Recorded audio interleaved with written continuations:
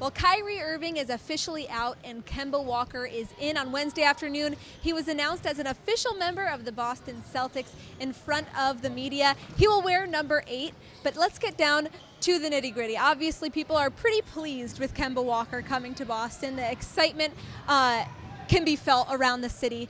How is he going to replace Kyrie first in terms of personality and chemistry in the locker room? Yeah, way better. Way better. I mean, that's not even a question. I mean, Kyrie was a complete train wreck in terms of as a leader. Kemba, I've talked to a couple of former teammates of his in Charlotte.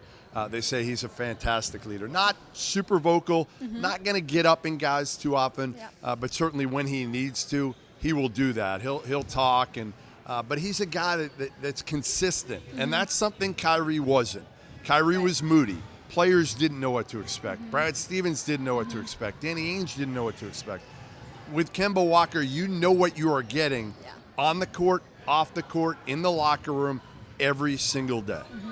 And as people think that it is a step down in terms of talent slightly, and that is probably the case. But in terms of how this team is now with Kemba as the point guard, is it that much of a decline in terms of their talent overall? You know, I would say, listen, Kyrie's probably a top 10 player in the league.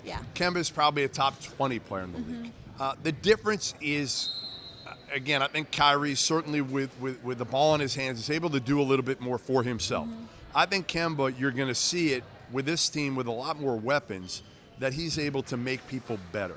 In Charlotte, he just didn't have enough around him. He didn't have enough weapons. So, you know, obviously his assist numbers weren't what I think they'll be this year, but he's going to bring Jason Tatum up. He's going to be able to run. I asked Brad Stevens about it, and he said, yeah, we're going to change to fit our personnel. Well, without saying it, basically what he was saying is we're going to run more.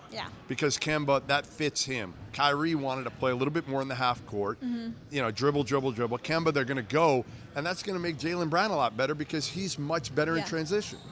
And obviously, Kemba played at University of Connecticut. He's from New York. He said coming back to the Northeast does feel like a little bit of a homecoming for him. Does that mean anything in this day and age of the NBA where there's not a lot of loyalty? Does it mean anything? Will he play a little extra harder? He said there's not just going to be zero. No. I think we're making too much out into that. I think he came to Boston because the organization is known for winning.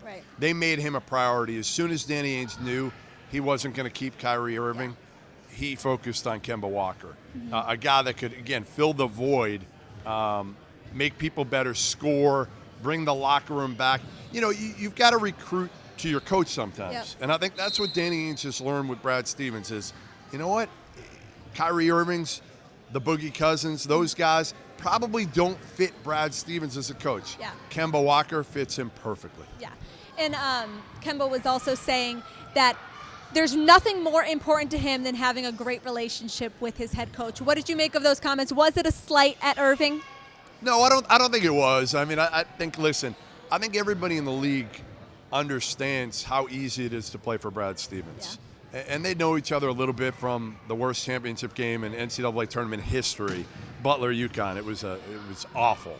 Neither team could score. But they know each other from that. Brad Stevens talked about how he knew Kemba even from AAU ball, watching the Gauchos. So there's a relationship that dates back. And I think for Kemba, again, it was more of the opportunity to play for a team that would be in the postseason every single year.